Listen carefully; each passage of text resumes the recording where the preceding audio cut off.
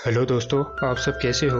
आज हम जिस मूवी को एक्सप्लेन करने वाले हैं उसका नाम है 300। इस मूवी की शुरुआत एक बच्चे के पैदा होने से होती है और पैदा होने के बाद उस बच्चे का मुआवना किया जाता है। अगर वह दिखने में कमजोर, नाटा या अपंग होता तो उसे वहीं पर फना कर दिया जाता, लेकिन वह बच्चा बिल्कुल स्वस्थ होता है और जैसे ही वह थोड़ा बड़ा होता है तो उसकी ट्रेनिंग शुरू हो जाती है। ट्रेनिंग के दौरान उसे मारा जाता, पीटा जाता ताकि वह दर्द सह सके। स्पार्टन्स को एक ही बात सिखाई जाती है, अपने वतन के लिए जान देना ही सबसे फख्र की बात होती है। और ट्रेनिंग खत्म होने के बाद उस लड़के को एक खौफनाक घने जंगल में छोड़ दिया जाता है ताकि उसकी किस्मत उसकी परीक्षा ले सके। और उस खतरनाक जंगल में उसका सामना होता है खूंखार भेड़िए से और उस समय वह लड़का अपनी समझदारी से उस भेड़िए को मार डालता है और जब वो वापस लौटकर आता है तो उसे स्पार्टा का राजा बना दिया जाता है और उसका नाम लियोनाइडस होता है। और अब हमें मूवी का आगे का सीन दिखाया जाता है जिसमें 30 साल के बाद लियोनाइडस के पास एक दूत आता है और यह दूत फारस का होता है और इनके राजा का नाम है जक्सिस और जिसके पास एक बहुत बड़ी सेना है। और लियोनाइडस उस दूत से बोलता है, कहो दूत, मैं तुम्हारे लिए क्या कर सकता हूँ, क्या पैगाम लेकर आए हो।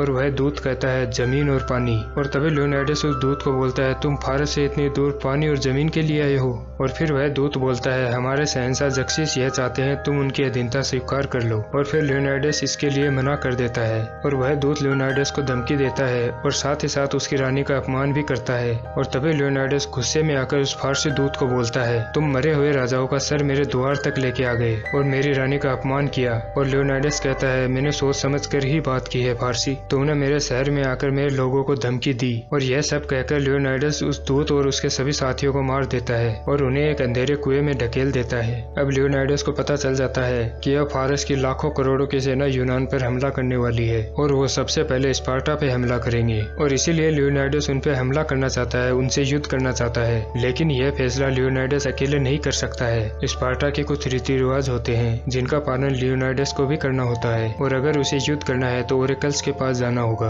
और अगर ओरेकल्स बोलेंगे तभी स्पार्टा को युद्ध करना है। स्पार्टा में बहुत ही पुराने रीति रिवाज होते हैं जिनके चलते कुछ पाखंडी लोग होते हैं जो ओरेकल्स को अपने पास रखते हैं, जिसके जरिए वो देवताओं की बात इंसानों तक पहुंचाते हैं। और इसके बाद लियोनाइडस उनके पास जाता है, वहां जाकर वह उनको युद्ध की रणनीति बताता है। वो बताता है फारस की बहुत ही बड़ी सेना उन पर हमला करने वाली है। वो कहता है हम उन्हें नर्क के द्वार पे भेज दे तो उन्हें हरा सकते हैं। वो पाखंडी लोग लियोनाइडस से पूछते हैं, तुम चढ़ावे में क्या लाए हो। और इसके बाद लियोनाइडस उन्हें सोना देता है। कुछ समय बाद वो लियोनाइडस को बोलते हैं, कार्निया का त्योहार आ रहा है और इस दौरान हम कोई युद्ध नहीं लड़ते हैं। यह बात सुनकर लियोनाइडस को बहुत गुस्सा आता है और वह बोलता है, स्पार्टा का हर एक जवान लड़ते लड़ते मर जाएगा और स्पार्टा के बच्चे और औरतों को गुलाम बना लिया जाएगा। और फिर वो बोलते हैं, इसका फैसला ओरेकल्स करेंगी। वहाँ पर उनके साथ एक जवान लड़की होती है जिसके जरिए वो देवताओं का संदेश लियोनाइडस को बताते हैं। और वो लियोनाइडस को बोलते हैं, अगर स्पार्टा युद्ध में गया तो पूरा स्पार्टा खत्म हो जाएगा और यूनान भी खत्म हो जाएगा। और वो कहते हैं, कार्निया का त्योहार मनाओ, स्पार्टा युद्ध नहीं लड़ेगा। यह बात सुनकर लियोनाइडस बहुत हताश हो जाता है और वहाँ से चला जाता है। और इसके बाद एक स्पार्टन्स वहाँ आता है जो जक्सिस से मिला हुआ होता है और वो उन पाखंडियों को सोना देता है जिसपे जक्सिस की मोहर लगी होती है। और उन पाखंडी लोगों ने लालच में आकर लियोनाइडस को गलत संदेश दिया होता है और वो चाहते हैं पूरा स्पार्टा खत्म हो जाए ताकि जक्सिस उन्हें नई नई लड़कियां देगा और बहुत सारा सोना देगा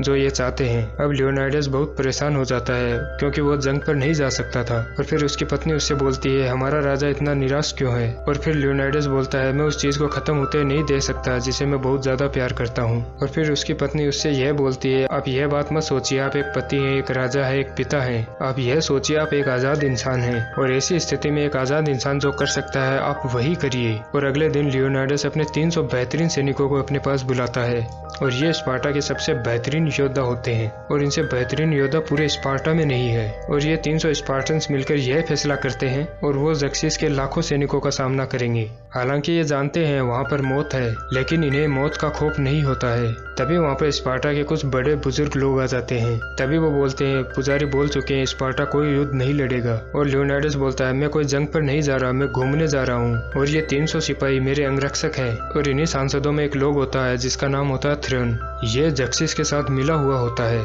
इसी ने पुजारियों को खरीदा हुआ होता है और ये चाहता है स्पार्टा हार जाए ताकि स्पार्टा हारने के बाद पूरी चार्ज, पूरी कमान इसे मिल जाए। और जब लियोनाइडस बोलता है मैं घूमने जा रहा हूँ तो इस सांसद की पूरी चाल बेकार हो जाती है और फिर लियोनाइडस अपने 300 सैनिकों के साथ नर्क के द्वार की ओर चला जाता है क्योंकि वहाँ पर जक्सिस की सेना आने वाली है। इनका पीछा एक आदमी कर रहा होता है, उसके पास एक ढाल होती है और वह कुबड़ा होता है और वह आगे बढ़ते रहते हैं और फिर वह एक गाँव में पहुँचते हैं। उस गाँव का हाल देखकर इन्हें बहुत गुस्सा आता है। तभी वहाँ पर इनके पास एक बच्चा आता है जो अधमरी हालत में होता है और लियोनाइडस के पास आकर वह गिर जाता है और वो बोलता है यहाँ पर शैतान राक्षस आए थे जिनके पंजे थे और उन्होंने सबको मार दिया।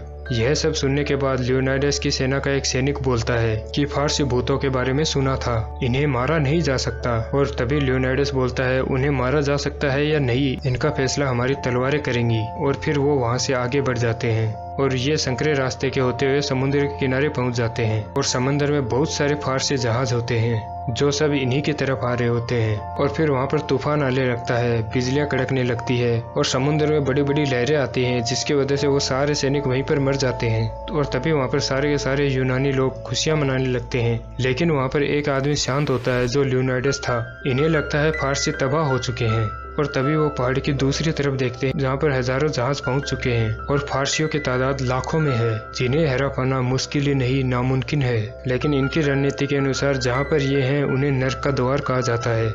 यहाँ के रास्ते बहुत ही संकरे हैं और स्पार्टा जाने के लिए वही रास्ता है जो संकरा रास्ता होता है और यहाँ पर पूरी फारस की सेना को एक एक करके आना पड़ेगा, वो एक साथ लड़ाई नहीं कर सकते। और तभी लियोनाइडस अपने सेनापति को पूछता है और हमारे पास आने का कोई और रास्ता है? और फिर उसका सेनापति बोलता है ऐसा कोई रास्ता नहीं है। और तभी वहाँ पर वो कुबड़ा आ जाता है और वह बोलता है राजा पश्चिम की चट्टान से एक रास्ता है, वो चरवाहों का रास्ता है और अगर फारस की सेना वहाँ से आ जाए तो वो हमें चारों तरफ से घेर सकती है। और वह बोलता है राजा साहब मैं भी आपकी मदद करना चाहता हूँ, मैं भी लड़ना चाहता हूँ, मैं फारसियों को मारूंगा। लेकिन उसकी शारीरिक स्थिति ऐसी नहीं होती है कि वो युद्ध में लड़ सके। तभी लियोनाइडस पूछते हैं तुम्हें यह पोशाक और ये ढाल कहाँ से मिली है? तभी वो बोलता है मेरे पिता स्पार्टन्स थे और मैं जब पैदा हुआ तो मैं अपंग हुआ, इसलिए मेरे माता पिता को स्पार्टा छोड़ना पड़ा, नहीं तो स्पार्टा में मुझे फना कर दिया जाता। और वह कुबड़ा बोलता है मेरे पिता ने मुझे युद्ध करना सिखाया है, लड़ना सिखाया है। और तभी लियोनाइडस बोलता है तुम अपनी ढाल को उठाओ जितना ऊपर उठा सकते हो। और एथियाल्टिस उसे नहीं उठा पाता है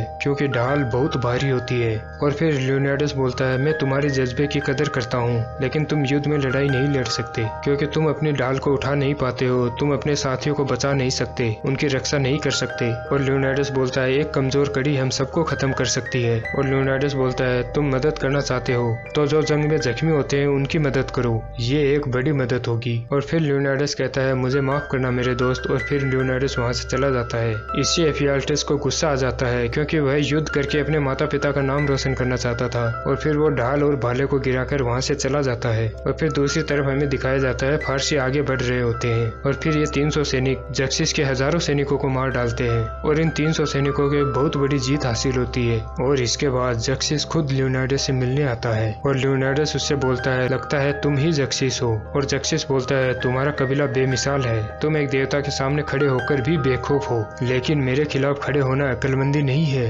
लियोनाइडस बोलता है तुम्हारे पास गुलाम ज्यादा योद्धा कम है, बहुत जल्द उन्हें तुम्हारे हंटरों से कम स्पार्टा के बालों से अधिक खौफ होगा। जक्सिस बोलता है वो हमारे हंटरों से नहीं, वो डरते हैं हमारी रूहानी ताकत से, तुम मेरे साथ मिल जाओ, मैं एक मेहरबान देवता हूँ, मैं तुम्हें पूरे यूनान का जंगी सरदार बना दूंगा, बस तुम्हें मेरे सामने घुटने टेकने होंगे और इसके बाद तुम्हारे सारे दुश्मन तुम्हारे सामने घुटने टेक देंगे। यह सब सुनकर फिर लियोनाइडस बोलता है तुम एक बहुत मेहरबान देवता हो, राजाओं के राजा। और जहाँ तक घुटने टेकने की बात है, तुम्हारे सैनिकों के मारने के बाद मेरी जांग में अकड़न होने लगी है, घुटने टेकने का सवाल ही पैदा नहीं होता। जक्सिस उसे डराने की भी कोशिश करता है। लियोनाइडस एक जाबाज योद्धा होता है, वो उसकी बात से नहीं डरता है और उसे इनकार करके वहाँ से चला जाता है। और अब जक्सिस अपनी सबसे ताकतवर टुकड़ी को भेजता है। ये इंसान नहीं होते हैं लेकिन ये 300 स्पार्टन्स उनका सामना करते हैं और इन जक्सिस की टुकड़ी में एक खौफनाक शैतान भी होता है जो दिखने में बहुत ही खौफनाक होता है, लेकिन लियोनाइडस उसे मार देता है। और इसी के साथ साथ ये स्पार्टन उन सभी योद्धाओं को मार देते हैं। और जक्सिस के लाखों सैनिकों के मारने के बाद लियोनाइडस को भी एक उम्मीद सी लगने लगती है और अगले दिन जक्सिस बहुत ही बड़ी एशियाई सेना को भेजता है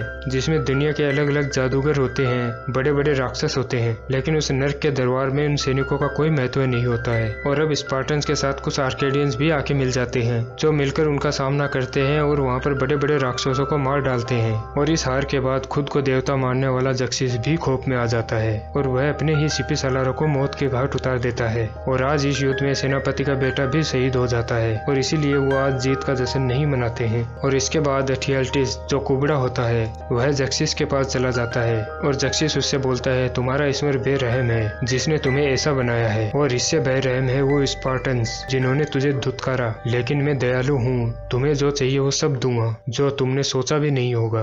बस वो रास्ता बता दो जिससे हम उन स्पार्टन्स को चारों तरफ से घेर ले। और एथियाल्टिस उसकी बात मान जाता है। वो कहता है हाँ मुझे सब कुछ चाहिए। और जक्सिस बोलता है ठीक है जो तुम्हें चाहिए वो सब दिया। और दूसरी तरफ लियोनाइडस की पत्नी इस कोशिश में होती है कि लियोनाइडस तक पूरी फौज को भेजा जाए, लेकिन सांसदों को मनाना इतना आसान नहीं होता है। सारे सांसद उसकी बात नहीं मान रहे होते हैं और इन्हीं सांसदों में एक सांसद होता है जो जक्सिस से मिला होता है जिसका नाम होता है थ्रोन। वो यह सब कुछ बिल्कुल भी नहीं चाहता है कि स्पार्टन सैनिक लियोनाइडस तक जाए। रानी रात को उससे मिलने के लिए बुलाती है। वो बोलती है मुझे तुम्हारे बोट की जरूरत है और सांसद में अगर तुम मेरा साथ दोगे, और वो उन 300 सैनिकों के लिए मदद भेजेंगी। वो बोलता है मैं उनकी मदद क्यों करूं, मुझे इससे क्या फायदा होगा। रानी बोलती है वो तुम्हारे राजा हैं। फिर रानी उससे पूछती है तुम्हें क्या चाहिए, लेकिन रानी पर उसकी गंदी नजर होती है। वो उससे बोलता है तुम्हें पता है मुझे क्या चाहिए। और फिर रानी उससे फिजिकल रिलेशनशिप बनाती है। और फिर अगले दिन जब संसद होती है और वहाँ पर थ्रोन अपनी बात से मुकर जाता है और वो रानी पर झूठे आरोप भी लगाता है और इस बात से रानी को गुस्सा आता है। वो चाकू से उसे मार देती है और जब वो उसे चाकू से मारती है तो उसके कपड़ों से बहुत सारे सोने के सिक्के गिरते हैं और उन सोनों के सिक्कों पे जक्सिस की मोहर लगी होती है, जिससे ये सब समझ आते हैं कि ये गद्दार है, ये जक्सिस से मिला हुआ है। और फिर रानी वहाँ से चली जाती है और अब उन पहाड़ी दर्रों में जिसे नर्क का द्वार कहा जाता है वहाँ पर वो एथियाल्टिस जक्सिस की सेना को वो रास्ता दिखा देता है जहाँ से वो 300 स्पार्टन को घेर सके। जब वो उनकी तरफ बढ़ रहे होते हैं तो एक आर्केडियंस को उनके बारे में पता चल जाता है और वह भागता हुआ लियोनाइडस के पास आता है। वो कहता है हम सब मारे गए, जितना जल्दी हो सके हमें यहाँ से भागना होगा क्योंकि जक्सिस की सेना पीछे के रास्ते से आ रही है। सुबह तक वो हम सबको चारों तरफ से घेर लेगी और सबको मार डालेंगी। और फिर लियोनाइडस बोलता है स्पार्टन्स न भागते हैं न घुटने टेकते हैं, भले ही उन्हें मौत का सामना क्यों न करना पड़े। लेकिन आर्केडियंस सबके सब वहाँ से चले जाते हैं क्योंकि वो बेवजह मरना नहीं चाहते थे। अब लियोनाइडस और उसके सभी सैनिकों को पता है मौत उनका इंतजार कर रही है। तभी लियोनाइडस अपने एक आदमी को बुलाता है जिसका नाम रियलाइस है। लियोनाइडस उससे बोलता है तुम वापस जाओ और सबको बताना यहाँ पर क्या हुआ है, हमारी जीत की दास्तान सबको सुनाना। रियलाइस बोलता है रानी के लिए कोई संदेश। लियोनाइडस बोलता है कहने के लिए मेरे पास कुछ नहीं है। वो उसे अपना एक लॉकेट देता है जिसके बाद रियलाइस वहाँ से चला जाता है और अगली सुबह इन्हें चारों तरफ से घेर लिया जाता है। और जक्सिस का एक आदमी लियोनाइडस को बोलता है अगर तुम अपने हथियार डाल दो तो तुम्हें पूरे यूनान का जंगी सरदार बना दिया जाएगा। स्पार्टा पहले से भी बहुत दौलतमंद होगा, बस तुम्हें जक्सिस के सामने हथियार डालने होंगे, अपने घुटने टेकने होंगे, शहंशाह जक्सिस का हुक्म मानना होगा।